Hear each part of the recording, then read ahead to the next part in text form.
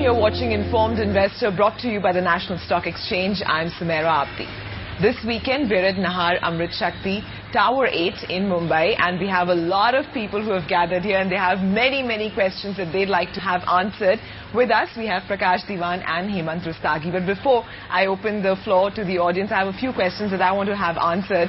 And Prakash, I want to begin with you because, of late, we've seen quite a reversal towards the end of November in the equity markets. Right. Is this the beginning of a bull run? Should we be that hopeful? And where would you be advising clients to put their money? Well, very difficult to say whether this is actually going to pan out into a bull run, but nevertheless, it's a good time to enter equity markets, and essentially so because we've seen a slowdown of sorts in the economy, and things have been really not up to the mark. But the promise that markets hold now, given the fact that things are falling in place in terms of reforms, earnings getting up, interest rates coming down, I think it's an ideal time to get in. In fact, equities is something that you can really not time, but today is probably a better time than others that we've seen. So absolutely, it's a good time to get in. Yeah, and we all live in hope after all. But Hemant, I want to ask you, for everyone, who still, is not perhaps familiar with equity or is not that interested in equity, what about the bond market? There's REC, the new bond issue is opening. Is that something advisable for people to be putting their money in, and how much do you think is perhaps a good investment? Well, I think these bonds are very important for any investor, especially for the debt part of the portfolio. So let me just clarify that. These are tax-free bonds, so you don't get any tax benefit when you invest. It's the return which is tax-free. So I think it's very important for everyone to understand that. The reason why these bonds are very important is because in the debt side of the portfolio, the returns are generally very low. Right. And one factor which is very important in the long run is how do you get better post-tax return. And because these returns are tax-free, so someone who is in the highest tax bracket of, let's say, 30%, and if the 15-year option is giving 7.88 tax-free, which is more than 11%. So you're not going to have too many options in the marketplace where you're going to get 11% continuously for 15 years and with AAA rating, because these are all government undertakings. Because this is the first one, I believe there are going to be many more this year. I think what amount has been cleared is around 60,000 crore in this year budget. So you're going to see a lot of bond issues from now on. But the important thing is we are expecting the interest rates to go down from here on. So I think the subsequent bond issues may be offering lower return. So I think these are good options, especially, like I said, for someone who is looking at getting options in the debt side of the portfolio, where you don't have to worry too much about which way the interest rates are going. So I think this can be a very good addition for debt funds. Also, just very quickly, what are some people already holding perhaps some tax-free bonds from NHAI or something, with a yield of 7.14 vis-a-vis 7.88, like you said? Do you think perhaps they should exit that and get into this REC? It makes sense. In fact, the bond that came last year gave very good return, 8 to 8.2. For them, obviously, they're already seeing the capital gain. But all those investors who invested in the bond issues earlier, where the yields are lower, they can definitely consider this. But they need to also look at how many years they've been holding that and how many years are left.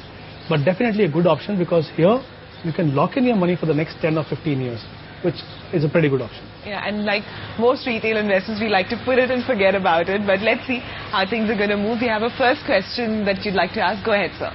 This we have been, seeing this equity trend, which went low as it had at 15,000, and now it has started picking up. And mostly we see this is towards, FIIs, investments to and fro coming up with. And that really affects the retail investor. Now, how do you perceive this, and how one protects the retail investors from this, and what retail investors should look into when they are investing into such equity markets? Well, FIs are definitely a very important part of the market, and ever since we've opened up our markets to foreign investors. But there's really nothing wrong with their investing or the pattern of investing. It's just that they find our markets much more attractive than retail investors do. Retail investors have probably not had very good experience in terms of timing the market, and that's exactly why they stay away from the market. Whereas these FIs come into India, buy into companies that work because we as consumers make these companies good. So if you're convinced of the market, whether you're an FI or a retail investor, you should be investing. I don't think there's any way you can follow a pattern of FI investment to make money. And sadly speaking, retail investors take much longer to get convinced about the opportunity that exists, whereas these foreigners are very easily convinced. So, you need to ask yourself, why am I not investing into the markets? And the answer is, we always, look at a neighbor doing something and then you want to start doing it. So it's like, don't do that. Look at your own profile. If it suits you, buy into equities, buy the right kind of stocks and hold on to them. So irrespective of what FIs do, collectively speaking, it's just 2.5% of India's population, the money that is saved in India that comes into equity markets. So, you really know, it's just kind of, there's a huge gap. We need to take that off. So if that happens, I'm sure the retail investment participation will also be a significant amount. And always remember that as a retail investor, that you're not a trader. So try not to trade and perhaps stay invested. But we have another question. Go ahead, sir. Most of us have invested in the house and taken housing loan. Now, the interest rate is about 10.5 to 11%. And many of us don't really enjoy the tax benefit of that because the limit is very low for a tax benefit in the housing loan of, higher value. So, what do we do at this point where the gold is at, very high price, equity also is moved up? So, should we invest the money and wait for the returns to come? Or should we start paying the housing loan that could, at least save us the 10.5, 11%? See, all of us have different goals in our life. One of the most important goals is to own a house, which you've already done. Now, apart from that, we have other goals also, which have different time horizons. You may need money for a certain goal after maybe 3 or 5 years. For some maybe 10 years and some maybe 15, 20 years. And if you're looking at your retirement planning, maybe you have, 25 or more years. Now, the point is, each one of these, because of different time horizon, you need to maintain different level of liquidity. And also the asset mix has to be different. Now, real estate has to be a very important part of the portfolio, especially when you're buying a house for living. That has to be the top priority, which you've already taken care of. Now, you need to basically find out what your other goals are. Okay. After that, you assign a time horizon to each one and see that you are investing for each one of them. By putting all your money into real estate, what happens is there is no liquidity and you're not actually investing in this house for selling. You want to stay there. But you can't ignore other goals. So start looking at even those goals rather than thinking of repaying and paying larger amount back into the home loan. Look at basically that if you have taken care of other goals. Like I said, you have to have some portion in debt, some portion in equity, and also create an emergency reserve, which is something that most of us, do not focus on. Why you need emergency fund is that in case of an emergency exigency which is there, you don't have to then wonder from where the money is going to come from. So create an emergency reserve equivalent to maybe, 6 months of your monthly expenses. Look at that. Start investing for your other goals. Do not just focus on one goal. Okay, that is the key. I hope that answers your question. We'll take a very quick break. We'll come back to our discussion in just a bit. Do keep watching Informed Investor.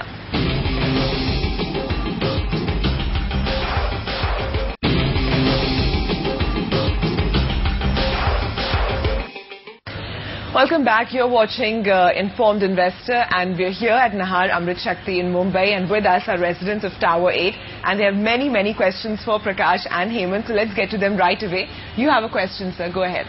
What's the right time to enter FMP market and what's the right time to get out? Fixed maturity plans are basically like a fixed deposit. And these are the plans which are launched by the mutual fund. These are essentially close-ended funds. These are a good option, especially when the interest rates are high. Okay, because what happens is, being a close-ended structure, the fund manager, whatever money he collects from you, he locks it in a security for a time horizon which he has given you. Suppose you're investing in an FMP of 1 year. Then he locks it into the securities where the maturity is 1 year, which will match with your maturity. That is why they are more consistent in terms of giving return as compared to other debt funds. But the right time to look at fixed maturity is, if you really want good returns to come in, is to look at when the interest rates are high. Okay, because right now when the interest rates are going down, you should be looking at income funds. Now, income funds are slightly aggressive, but they have the potential to give you better return. That is because there is an inverse relationship between the interest rates and the bond prices. So as the interest rates will go down, the existing bond prices will go up. So income funds will benefit. So this is not really a very good time to invest in fixed maturity plans. But if you are comfortable with the lower interest rates, if you do not want any kind of volatility, you can look at fixed maturity plans at any time. But you will notice that not many FMPs will be launched in these times because they are good actually when the interest rates are going up. So that is something that you need to keep an eye on. When the interest rates are high, that is when you should look at fixed maturity. As I mentioned earlier, they are more tax efficient also compared to fixed deposit, because there every single penny that you earn as interest, you have to pay tax. Here it becomes a long-term capital gain, especially if you invest for more than 1 year. So you end up paying tax only at the rate of 10% or 20% if you claim indexation. So they are more tax efficient and they're more efficient than fixed deposit even in terms of return that you can get from them. Alright, I hope that answers your question, sir. Go ahead. What's your question? How do you assess your risk profile, and therefore what should be your ideal investment portfolio breakup? And after that, at what different stages do you keep assessing it and therefore modifying, changing your investment portfolio? There is something called the asset allocation. Now, what is asset allocation? Basically, you are dividing your portfolio into different asset classes. And why do you do that? Because you want to achieve some level of diversification in your portfolio. Now, the key question is, how do you decide how much money has to go into these asset classes? Like I mentioned earlier, the right way to do is you establish your goals first. Okay, you will have short-term goals, you will have medium-term goals and long-term goals. Now, you need to understand what are the risks for each of these goals. In the short term, the risk is loss of capital. In the long term, the risk is inflation. In fact, not many of us really consider inflation as a risk, but I believe that's a bigger risk than loss of capital. So when you invest for the long term, automatically, any objective that you have which has a time horizon of 10 year, 15 year, even more, automatically the money should go into equity, because equity is an asset class, because it's volatile in the short and medium term, but it has the potential to give you better return over the longer period. So when you go as per your time horizon and goal, automatically you will see that the shorter duration and the medium duration, the money will go into debt. Now, while you decide your asset allocation, also look at which option should you be looking at. Now, as I mentioned earlier, in the fixed deposit, if you put money on the bonds, many of these bonds you pay tax. The post-tax return is very, very low, especially if you're in the higher tax bracket. So you need to look at tax-efficient options, which will come from mutual fund, or we just talked about tax-free bonds. Now, these are good addition for your debt portfolio. So once you do that, even when you see volatility in the market, we were talking about equity market getting volatile every now and then, and how do you tackle that? If you know that you're investing for 15 years or 20 years, you should not be really bothered about volatility today, especially if you're investing on a systematic basis, disciplined manner. The more money you invest at a lower level, the more you benefit in the long run. So, take certain steps. Decide what your goals are, assign a time horizon, decide your asset allocation, look at options which are going to give you better tax-efficient return so that your post-tax returns are higher, and then proceed with that and continue with that. Sometimes it is important to rebalance your portfolio too, because suppose you're comfortable with equity to 50% or 60%, and if it goes to 70% or 80%, if it has moved by 10% or more, you can rebalance once in a year your portfolio, so that when the equity markets are doing well, the money will come out of equity and go into debt. And when the equity markets are not doing well, this is not the time when you see many people investing. But when you rebalance your portfolio, you will see the money going out of debt and going into equity. So I think this is the process. If you follow, you'll find the right asset allocation. But the important point is, once you decide, continue with it, rebalance your portfolio once a year, and I think that will do the trick for you. See, I'm Mrs. Warrior. I just want to know whether it is the right time to invest in equities, because we got a very big shock in 2008. So same thing may not repeat. Of course, that was in history. But anyway, I'm a very long time investor. So I just want to make it sure, instead of putting in FD, is it the right time to invest in equities? I see daily, I'm at home, I'm a housewife, I do it everything at home. But then I just want to know.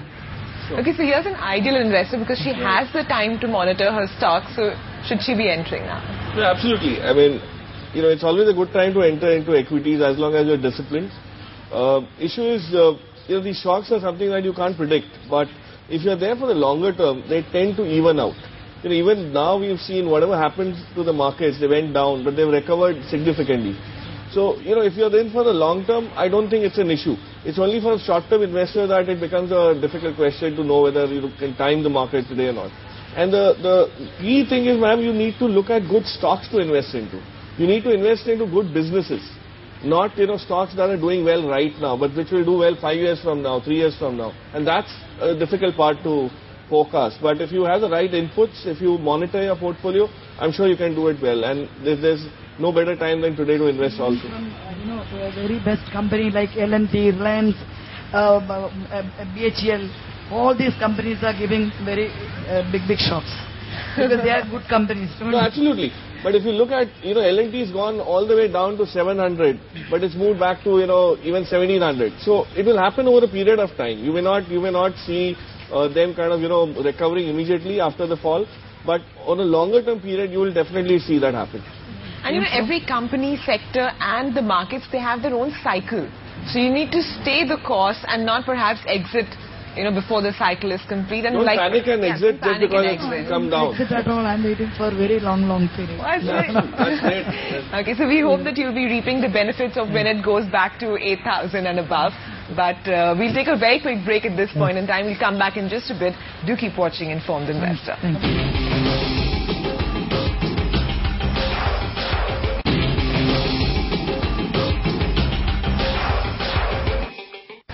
Welcome back. You're watching Informed Investor. We're at Nahar, Amrit Shakti in Mumbai, and with us are residents of Tower 8 and of course Prakash and Hemant to answer all of their many questions. So let's get into it right away. Ma'am, you have a question. Go ahead. I'm having my own portfolio and I'm monitoring it online since 6 years. Also, I had some investments in mutual fund, but last year I redeemed it and not at very good cost. Mostly I had lost. And I invested all that money in equity. But whether it was proper or not, I don't know. That's why I want to ask you, what portion of my investment should be in equity and mutual funds? Equity versus mutual funds. Well, I think both of us will add to that. Essentially, it's like very different needs that both of them meet up. To give you a very simple comparison example, it's like driving your own car or you want to go in a AC bus. Okay, the cost is different when you have your own car, the risks are different. Whereas they travel with a common bus, you pay less, you reach your destination, you get off where you want to. Somebody else is taking the burden of driving the car or the vehicle. So the mutual fund is like that. You let somebody else manage in equities. But remember one thing, and I think Hemant could elaborate on that, mutual fund investing is not about equity mutual fund. There's so many varieties that are available. So you would have to choose out of that depending on what suits your risk profile. Yeah, because whenever we talk about mutual fund, we generally equate it with equities. The fact is the mutual fund offers you a variety of funds. You have debt funds, you have equity funds, you have gold funds. So, it's a question of which asset class you want to invest in. And if you are comfortable in terms of stock picking, and if you feel that you can monitor it the way it should be, then you can do it on your own. Because the stocks can definitely give you better returns than what mutual funds can give you, but there is also more risk there. So it's the question of your comfort and where you want to put money. Mutual fund offers a lot of variety. All right, so we have another question that's here. Go ahead, sir. So how do you pick up winners? Because we hear questions about 3 to 5 year horizons, and we have seen industries getting into rough patch. In telecom was darling about 3 years ago. Today it's gone because of policy issues. So how do you pick up winners and say that these are 3, 4, 5 things, maybe ratios or whatever, that would probably make 80% as a risk-free investment? On a very simplistic basis, you need to look at a few things like, so first and foremost is the management quality. There are some great companies, so-called big names, but if you don't trust the management, and particularly with a track record, there's no point putting money with them. Secondly, you need to put into an industry which has a very clear, visible future. If it's an industry that's dying, there's no point, even if it's available cheap, you don't need to buy into it. The third thing is you need to buy into a company that's a market leader within that industry or a potential market leader. There's no point being with the 100th guy in the industry and saying, why is this guy not making money and the stock's not moving up? The fourth thing is you need a company that has cash flows, which is generating cash, which is not indebted too long and things like that. And the fifth is of course valuation. There are certain stocks which get overvalued because of fancy, because of demand. And you don't need to buy those because definitely some correction will happen. But if there's a stock which is undiscovered or undervalued as compared to its intrinsic value, then you buy it. So these are those few things that you need to look at. It's a very simple exercise, but you need to have your facts and figures right and do some work, research on that. That's as simple as that. We spend a lot of time and effort earning money, so we need to spend some effort in knowing how to make it grow. But we have another question. So you have a question. Go ahead. We see a few IPOs launching near December, like Bharti Infratel and others. So how do you suggest investing in them, and how do you see performing them? Particularly this particular IPO seems quite promising, because what's happened is the tower business in India has never seen scaling up. And what Bharti is trying to do is they've already invested into the business. They're trying to dilute their stake and use that money to expand and get ready for the 4G business that's likely to come. And so you may have an issue on valuation because there's no similar business to compare it with. But intrinsically, I think they priced it very attractively.